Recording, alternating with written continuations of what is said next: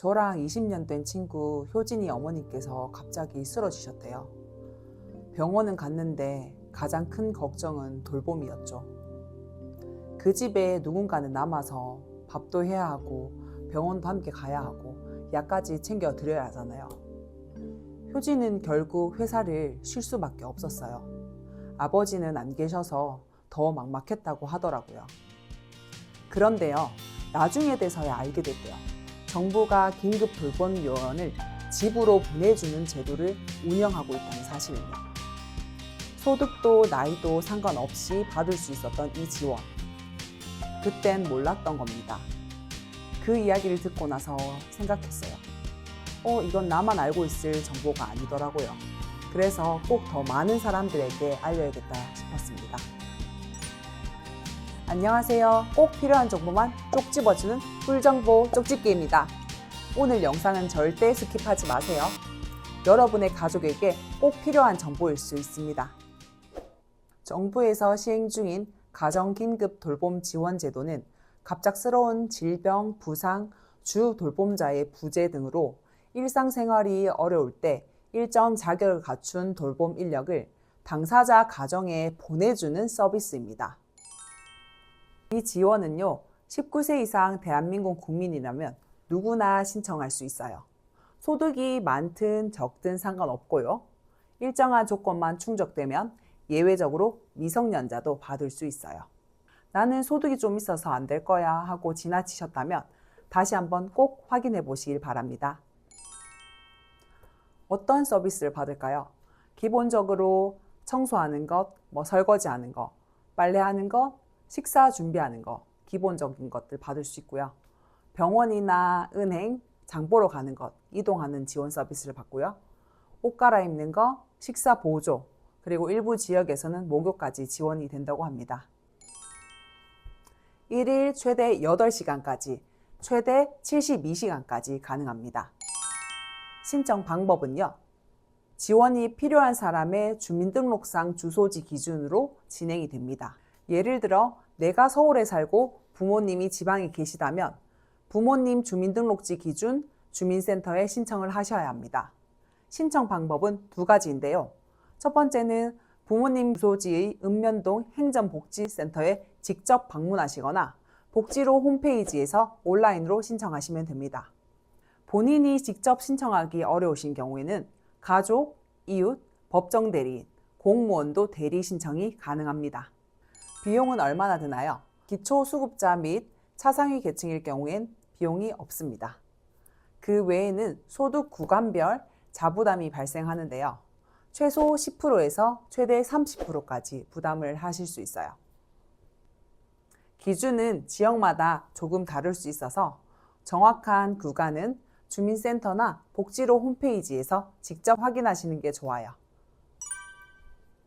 몸이 힘든 것도 힘든데요. 더 무서운 건 마음이 무너지는 순간입니다. 효진이도 그러더라고요. 엄마 간병하면서 숨이 막힌다.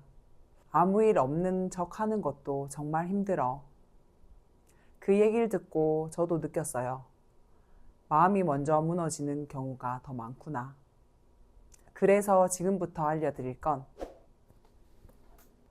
전국민 마음투자 지원 사업은 정서적으로 어려움을 겪고 있는 국민에게 심리상담 서비스를 바우처 형식으로 제공하는 국가 사업입니다.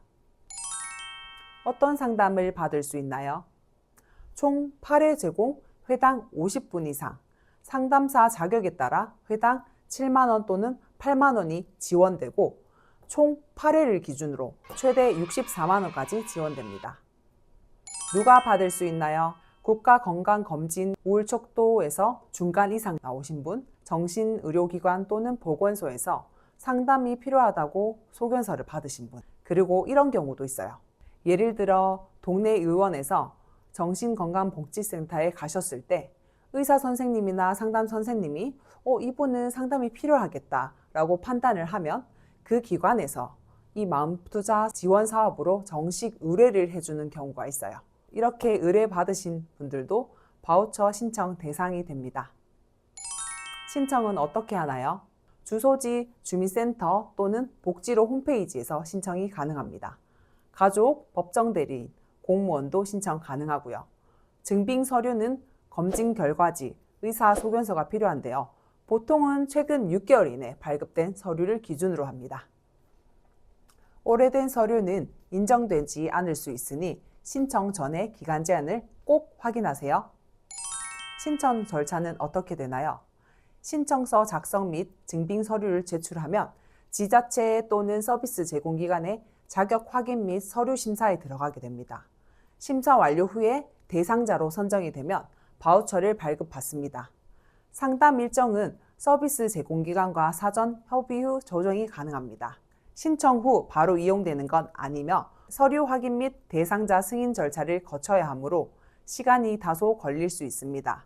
꼭 미리 알아두시고 여유 있게 신청하세요. 그리고 이런 걱정하실 수 있어요. 내 얘기 혹시 다른 사람에게 알려지면 어쩌지? 걱정하지 않으셔도 됩니다. 전국민 마음투자 지원 사업은 정신건강복지법과 개인정보보호법에 따라 여러분의 상담 내용과 개인정보는 철저하게 보호됩니다. 상담사는 윤리 강령을 준수하며 본인 동의 없이 상담 내용을 외부로 유출할 수 없습니다. 상담 내용은 외부로 유출되지 않으니 걱정하지 않으셔도 돼요. 마음이 힘들 땐 혼자 끙끙 앓지 마시고 꼭 이용해 보세요.